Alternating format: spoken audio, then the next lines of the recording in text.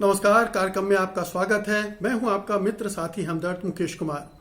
दोस्तों, शुरू में ऐसा लग रहा था कि अमेरिका के राष्ट्रपति Joe Biden Saudi crown prince Mohammed bin Salman के खिलाफ बहुत सख्त हैं और अब वो कुछ ठोस कदम उठाएंगे उनके खिलाफ। लेकिन अब ऐसा लग रहा है कि उन्होंने अपने कदम पीछे खींच लिए हैं। शुरू में उन्होंने कई ऐसे संकेत दिए थे। पहला संकेत तो यही था कि उन्होंने साफ साफ कह दिया था कि अमेरिका का राष्ट्रपति सऊदी अरब के किंग से ही बात करेगा, वहां के क्राउन प्रिंस से बात नहीं करेगा। डोनाल्ड ट्रंप जो क्राउन प्रिंस से बात कर रहे थे, मोहम्मद बिन सलमान से बात कर रहे थे, उस समय जो सऊदी किंग हैं सलमान अब्दुल अजीज, उनसे कोई बातचीत नहीं हो रही थी। और ये सामान्य तौर पर माना ही जा रहा था कि चूंकि सलमान ही अब सत्ता संभालने वाले हैं और सऊदी किंग बहुत बूढ़े हो गए हैं, बुजुर्ग हो गए हैं, 80 साल के हो गए हैं, इसलिए धीरे धीरे वो अपने अधिकार भी सलमान को देते जा रहे हैं, तो उनसे ही डील करना सही होगा। लेकिन चूंकि सलमान के खिलाफ एक बड़ा मामला था अमेरिकी पत्रकार जमाल खशोगी की हत्या का, इसलिए बाइडेन का रुख उनके मामले में सख्त था। इसलिए उन्होंने एक तरह से उनको दरकिनार करके सीधे सऊदी किंग से बात करने की बात पहले कही। इसके बाद उन्होंने क्या किया कि एक खुफिया रिपोर्ट जिसको ट्रंप प्रशासन ने दबा कर रखा था, उसको जारी कर दिया। ये खुफिया रिपोर्ट जमाल खशोगी की हत्या के संबंध में थी और उसमें परोक्ष रूप से ये कह दिया गया था कि उनकी हत्या में सलमान शामिल हैं, यानी उन्होंने ये हत्या करवाई थी। दरअसल पूरी जांच ही उस निष्कर्ष पर पहुंच गई थी और ये सबको पता था कि इस रिपोर्ट में इस तरह की चीजें हैं और इसलिए इसे दबाया जा रहा है। दरअसल जो तुर्की की राजधानी इस्तांबुल में जो सऊदी अरब का दूतावास है, वहां पर जमाल खशोगी आए थे और उनको वहीं उसी दूतावास में मार डाला गया था। जिन लोगों ने मारा था, ये माना जाता है कि वो सलमान के द्वारा भेजे हुए लोग थे और उनको कहा गया था या तो उनको कैप्चर करो या किल कर दो, इधर कैप्चर हिम और किल हिम। ये एक सेंटेंस सुनने में आया था क्योंकि वहां की ऑडियो रिकॉर्डिंग भी हुई थी और वो तुर्की ने की थी, हालांकि अंतर्राष्ट्रीय कानून के खिलाफ है, लेकिन वो ऑडियो रिकॉर्डिंग तुर्की के पास थी और उसे अमेरिका के खुफिया अधिकारियों ने सुना था और उसके बाद इस निष्कर्ष पर पहुंचे थे। तो सलमान के बारे में बिल्कुल स्पष्ट राय थी कि वो इस हत्या के लिए जिम्मेदार हैं और ये जो बाइडेन बहुत पहले से ये बात कर रहे हैं,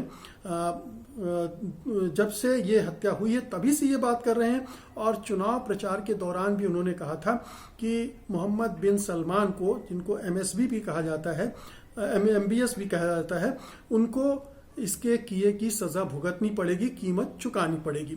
और उन्होंने ये सिलसिला शुरू कर दिया था, खुफिया रिपोर्ट जाहिर की। उसके बाद उन्होंने सऊदी अरब के 76 अधिकारियों को पर प्रतिबंध लगा दिए। उन पर आरोप थे कि वो जो सऊदी अरब के नागरिक बाहर रह रहे हैं, जो असंतुष्ट हैं और सऊदी अरब के खिलाफ अपना असंतोष प्रकट करते रहते हैं, उनको धमकाने का काम कर रहे हैं।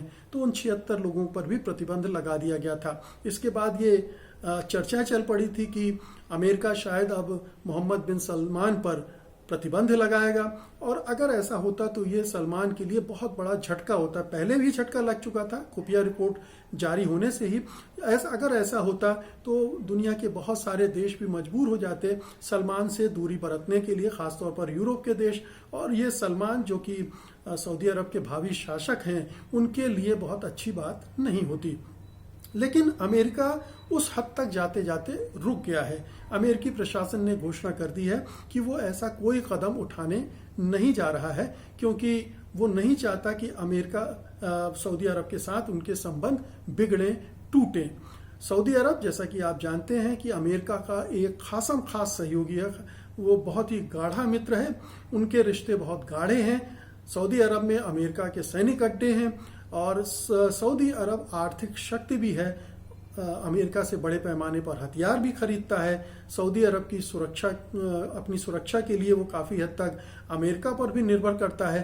तो इस वजह से ऐसा लग रहा है कि बाइडेन प्रशासन ने अपने पैर पीछे खींच लिए हैं। तो एक तरफ तो वो मानवाधिकारों की बात करता है और सलमान को उनके किए की कीमत अदा करने की बात करते हैं राष्ट्रपति बाइडेन, और दूसरी तरफ जब ऐसा मौका आता है तो वो अपने कदम पीछे खींच लेते हैं। सवाल उठता है कि ऐसा क्यों हुआ, वो ऐसा क्यों कर रहे हैं। साफ बहुत सारी चीजें हैं कि एक तो ये है कि अमेरिका को बखूबी पता है कि सलमान अब सऊदी अरब के भावी बादशाह हैं और अभी जिस उम्र के हैं वो केवल 35 साल के हैं, तो अगले 25, 30, 35 साल तक वो सऊदी अरब के बादशाह रहेंगे। और सऊदी अरब चूंकि पूरी मध्य पूर्व की राजनीति में एक महत्वपूर्ण देश है और शक्तिशाली देश है, तो उससे संबंध बिगाड़ने का मतलब है अमेरिकी हितों को नुकसान पहुंचाना। तो ये एक दृष्टि है अमेरिकी सरकार की, बाइडेन सरकार की, जिसने उन्हें पीछे हटने के लिए मजबूर कर दिया है। सवाल उठता है कि ये चीजें तो पहले से ही किसी को भी पता होगा। आखिरकार बाइडेन अंतर्राष्ट्रीय मामलों के अच्छे खासे जानकार माने जाते हैं। उन्हें पहले से पता था कि सऊदी अरब के साथ इस तरह से व्यवहार करने का नतीजा क्या हो सकता है, तो फिर इतने बड़बोले बयान देने की क्या जरूरत थी। क्या इसका यह मतलब है कि चुनाव प्रचार के दौरान दूसरी चीजें कही जाती हैं और सत्ता में आने के बाद फिर जो सत्ता से जुड़ी मजबूरियां होती हैं, जो बंधन होते हैं, या जो पूरे देश की राष्ट्रीय जरूरत होती है, उसके हिसाब से किसी भी राष्ट्रपति को व्यवहार करना पड़ता है, वो उससे हट नहीं सकता है।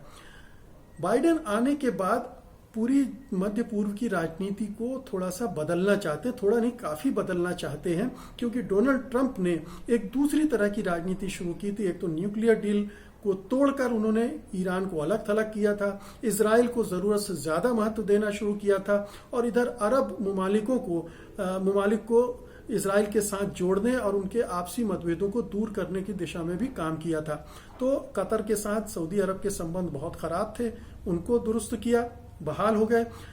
कई अरब देशों ने इजराइल के साथ अपने संबंध को सामान्य कर लिया, सऊदी अरब और इजराइल के बीच भी तनाव कम हो गया।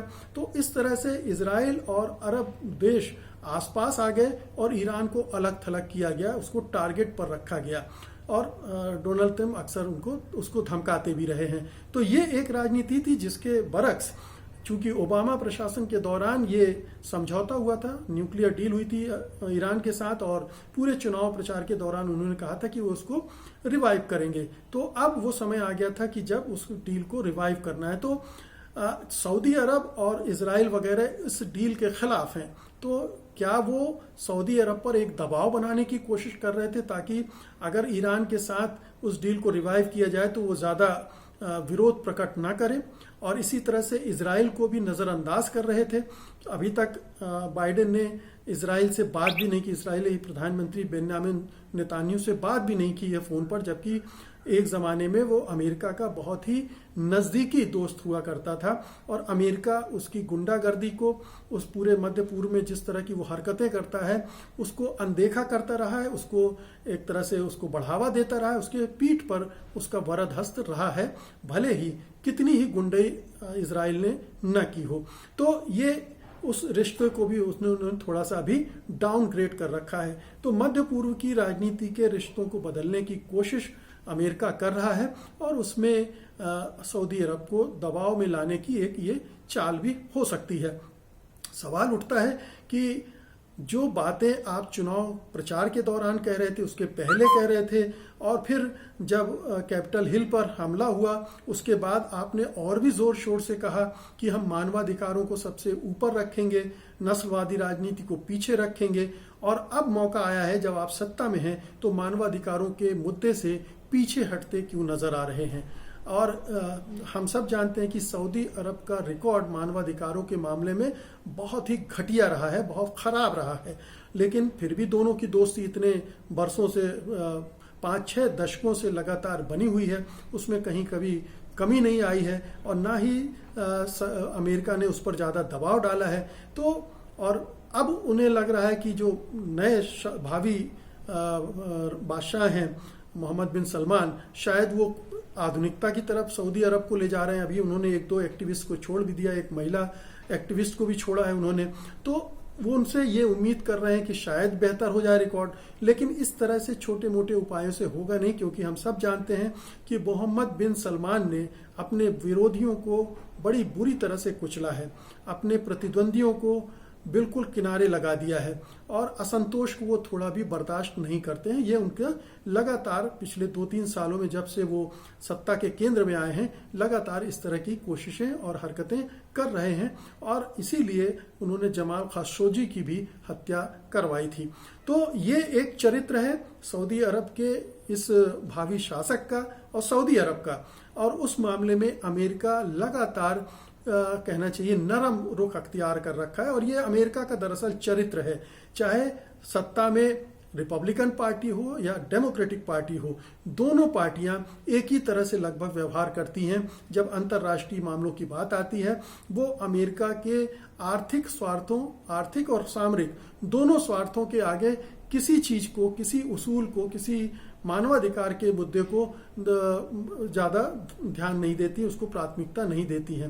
तो ये एक बार फिर से देखने को मिल रहा है। अगर बहुत दुनिया के देश ये उम्मीद लगा रहे थे कि ट्रंप के जाने के बाद बाइडेन आए हैं और बाइडेन मानवाधिकारों का और दुनिया भर में लोकतंत्र के लिए काम करेंगे, तो उन्हें निराशा हाथ लग सकती है। लेकिन यही यथार्थ है कि अमेरिकी सरकार इसी तरह से काम करती है। अगर किसी ने ये सोचा हो कि भारत में नरेंद्र मोदी की सरकार जिस तरह से काम कर रही है, मानवाधिकारों को कुचल रही है, मानवाधिकार कार्यकर्ताओं को जेल में ठूस रही है, आंदोलनकारियों के साथ बर्बरता से पेश आ रही है, किसानों के साथ जिस तरह से पेश आई, या सीए के खिलाफ प्रदर्शन करने वालों के साथ जिस तरह से पेश आई, पूरे देश भर में इस तरह का वातावरण आतंक का बना है और जो अभिव्यक्त की आज़ादी है उसको लगभग खत्म किया जा रहा है। तो इसको ध्यान में रखकर बाइडेन दिल्ली पर दबाव बनाएंगे, मोदी सरकार पर दबाव बनाएंगे, तो ये गलतफहमी भी अब दूर हो जानी चाहिए।